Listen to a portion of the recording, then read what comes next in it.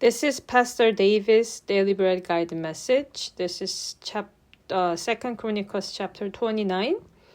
The leadership of Hezekiah saves the country and people. Hezekiah became king at his age of 25, and he reigned the country for 29 years. His father is King Ahaz, who is the most wicked king of the history, and who made this culture of idol worship for 16 years of his reign. Because of this, the country ruined, and Hezekiah became king after his father, and he removed the regions of the corruption of the country, which is the idol worship, and which is turning away from Jehovah. So Hezekiah became to correct all those the failures of the country, which is the main content of today's chapter. So the today's chapter is divided into 5, verse 1 to 11. Hezekiah ordered purifying the temple of God. Verse 12 to 19, he ordered the priests and Levites to purify the temple of the Lord. Verse 20 to 24, they offered the sin offerings and burnt offerings. Verse 25 to 30, the restoration of the worship at the temple.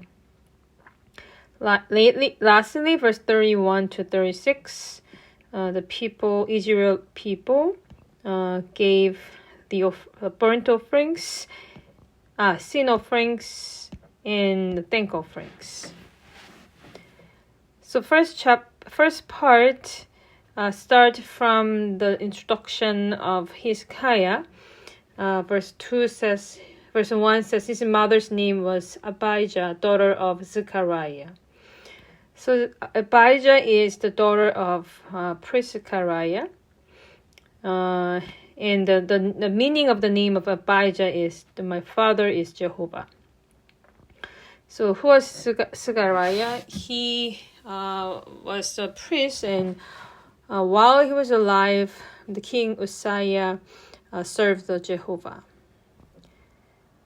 So even though Hezekiah's father was the most wicked king of the history, but his mother, Abijah, did mentorship on her son, Hezekiah. So from the young age, Hezekiah was mentored by his mom. Verse 2, the Bible evaluates king. He did what was right in the eyes of the Lord, just as his father David had done. So he chose the path of King David, not his father Ahaz. And verse 3, in the first month of the first year of the reign, he opened the doors of the temple of the Lord and repaired them. As soon as he became king, he opened the doors of the temple of the Lord and repaired them. So he first sought the kingdom, and this is what David did after he became king, to bring the ark of the Lord to Israel, to the temple. And from verse 6 to 10, he explained why he repaired the temple. He says 8, the anger of the Lord has fallen on Judah and Jerusalem, because they also shut the doors of the portico and put out the lamps. They did not burn incense or present any burnt offerings at the sanctuary to the God of Israel. So he knew that why the country was under the curse because the temple was closed and there was no worship to the Lord. And after this explanation, verse 10, now I intend to make a covenant with the Lord, the God of Israel, so that his fierce anger will turn away from us. He didn't even discuss with his leadership, because for the reign of his father, they got already corrupted. So he just used his leadership and strong leadership, and he just made an order to repair the temple of the Lord, in order to so that his God's fierce anger will turn away from us, from Judah. In verse 11, my sons, do not be negligent now, for the Lord has chosen you to stand before him, serve him, to minister before him, and to burn incense. Then these Levites set to work, which means for the reign of his father, the Levites didn't have any task. They got negligent. There was no worship at the temple, no burning of the incense. Moving to the second part, the temple of God was repaired and purified only within 16 days.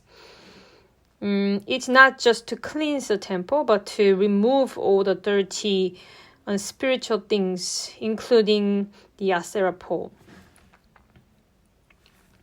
And verse 15, when they had assembled their fellow Levites and consecrated themselves, they went in to purify the temple of the Lord, as the king had ordered, following the word of the Lord.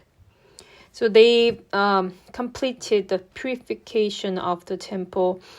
And here, the Hezekiah also made a team out of Levites to complete this mission.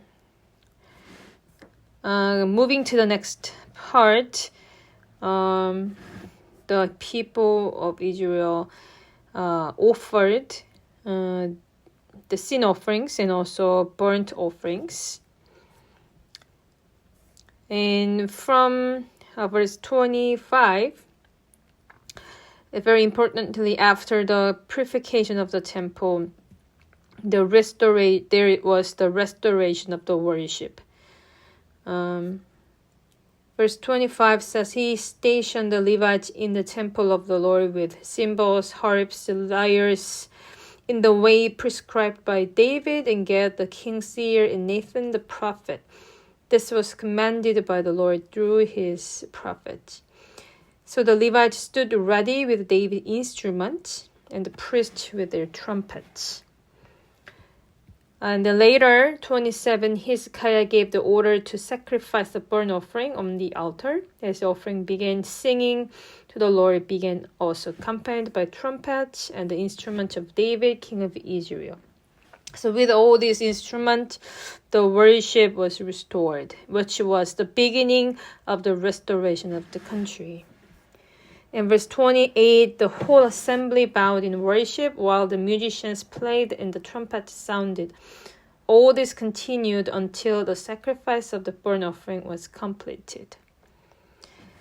And from verse 31, the people of God gave thank offering and burnt offering to the Lord. And verse 31, then Hezekiah said, you have now dedicated yourselves to the Lord. Come and bring sacrifices and thank offerings to the temple of the Lord. So the assembly brought sacrifices and thank offerings, and whose hearts were willing brought burnt offerings.